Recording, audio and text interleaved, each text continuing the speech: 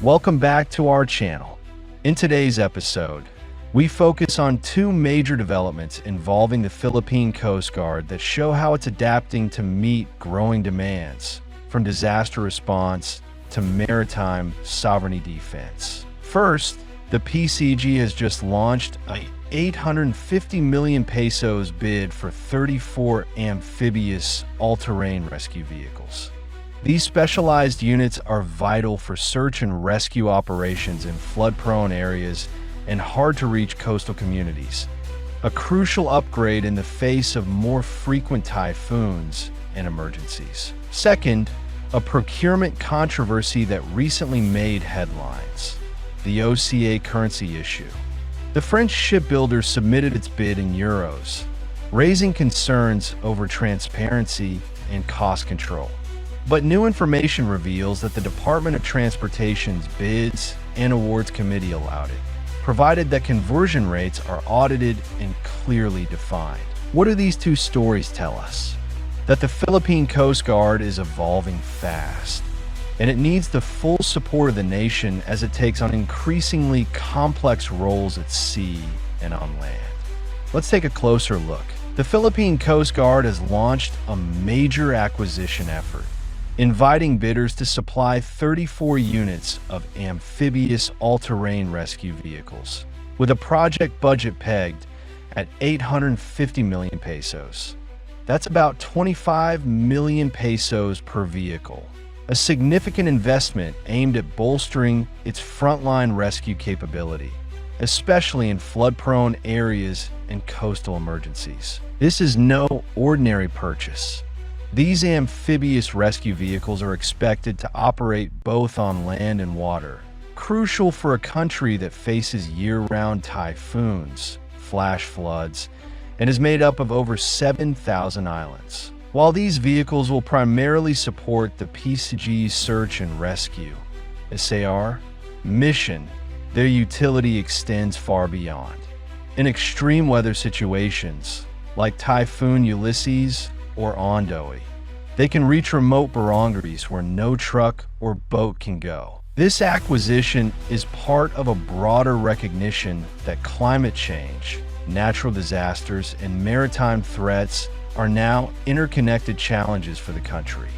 The PCG is expected not only to save lives in times of natural calamities, but also to patrol and assert Philippine sovereignty in the West Philippine Sea.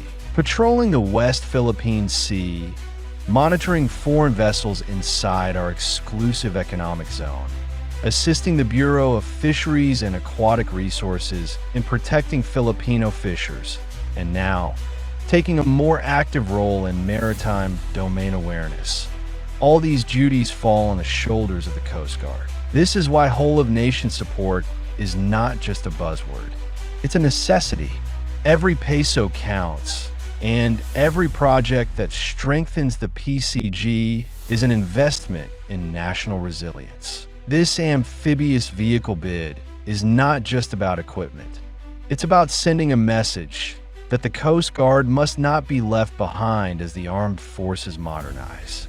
In fact, the PCG may be the first on the scene in any maritime crisis, be it a natural disaster or a confrontation at sea. And there's more context to why this investment matters now.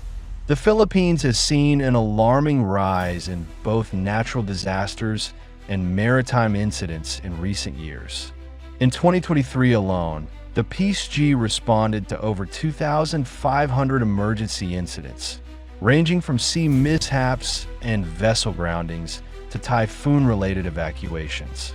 The lack of versatile transport in hard-hit areas often delayed rescue and relief, sometimes by days. That's where amphibious all-terrain vehicles become game changers. Unlike standard land or water vehicles, these can transition seamlessly between environments, cutting response time drastically. Imagine getting to an isolated barangay cut off by floods without needing a separate boat or bridge. That's the kind of real-world impact this project aims to achieve. Additionally, having 34 units strategically deployed across the archipelago from Luzon to Mindanao, gives the Coast Guard a faster, more coordinated disaster response network. It also lessens dependence on borrowed or improvised transport, making the Pcg more self-reliant and mission-ready. This project also sets the stage for future multi-mission vehicle acquisitions. Think medical evacuation, mobile command units, or even drone-equipped search units, all essential in a disaster-prone and strategically contested region like the Philippines. Now, let's pivot to the ongoing controversy involving the Philippine Coast Guard's Fast Patrol Boat project, specifically the currency and cost issue raised by OCEA Philippines during the April 23, 2025 pre-bid conference. The crux of the matter?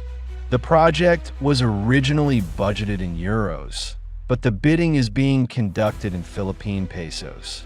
Due to currency fluctuations, the original 420 million euro valuation has dropped to about 394 million euros, a shortfall of nearly 26 million euros. OCEA also emphasized that their offer was based on 2021 pricing, which no longer aligns with the higher material and logistical costs in 2025. Some reports incorrectly claimed the notice of award had already been issued, but this is false. The project remains under pre-qualification and review, with no final award granted. This is the latest on the issue.